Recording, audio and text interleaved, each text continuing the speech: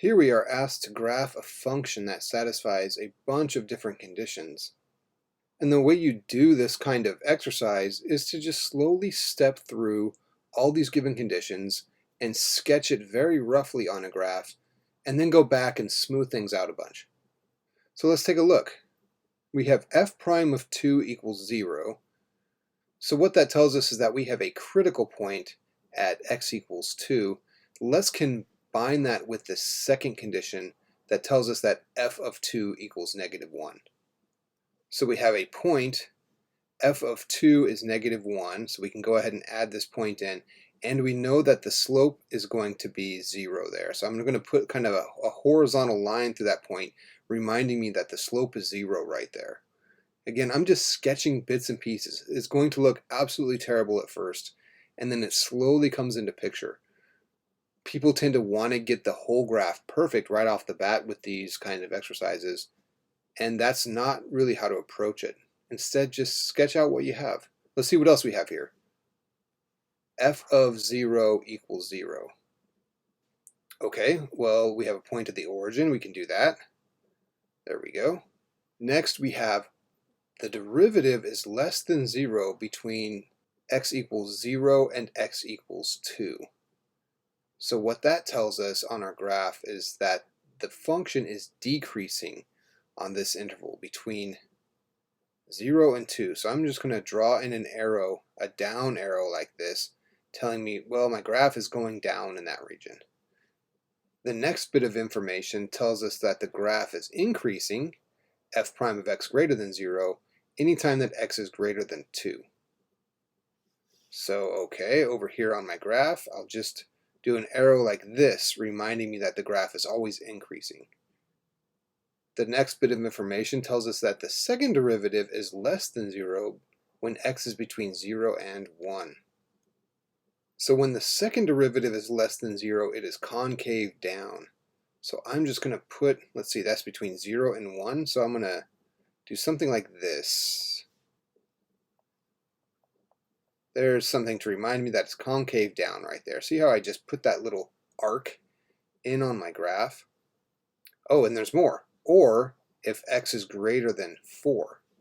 Okay, so I'm going to do another arc in on my graph, just to remind me that this thing is concave down anytime that we're greater than 4, and when x is greater than 4.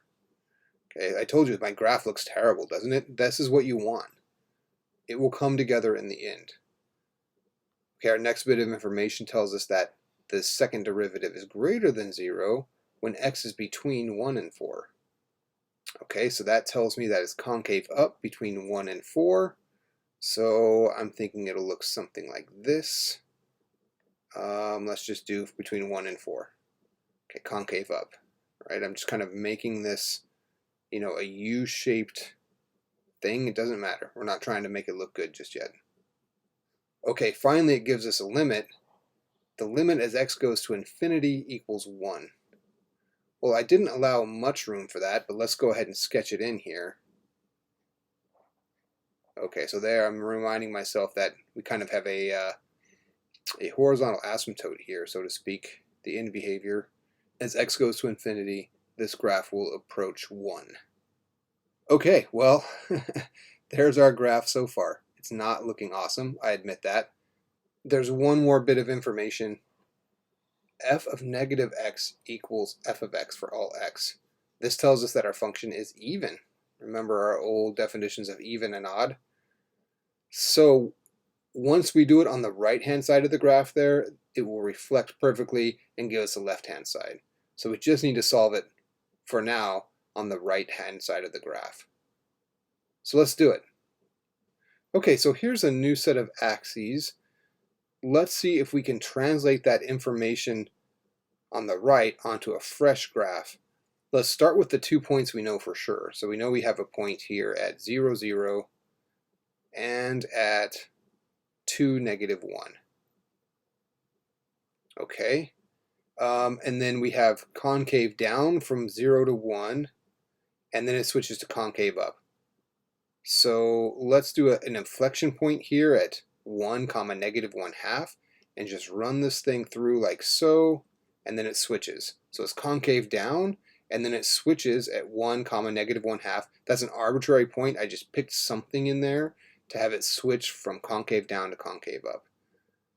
Now it's going to be concave up all the way up until we get to 4, and then it's going to switch to concave down again and approach 1.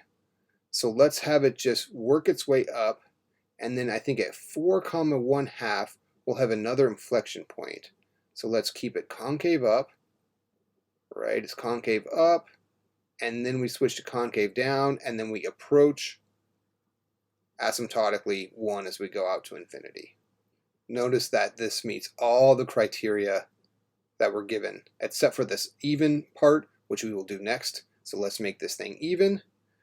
Right now we just make sure we have a mirror image going off to the left as best we can.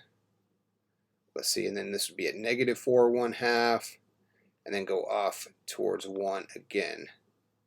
So I'm going to be concave up, and I'm switching to concave down, and approaching that asymptotically. There we go, a nice even graph, meets all those conditions, and look how far we've come. We started with this mess over here on the right, but once you just interpret your mess, you get something that actually looks somewhat like a graph. One important thing to notice about the final graph that I have, note that it passes the vertical line test, right? I am moving a vertical line over this thing, and this vertical line is not ever crossing it twice. A lot of what students have a tendency to do here is end up with something that doesn't pass the vertical line test. You get a lot of graphs that look something like this. Okay, concave up here, but then concave down here, and increasing here, right? And this is the end result. And it's a quick, you can just do a quick check on your graph. Does it pass the vertical line test? Well, no, this crosses it 3 times. Any vertical line can only cross once. That should always be a quick check that you give your graph at the end of these kinds of exercises.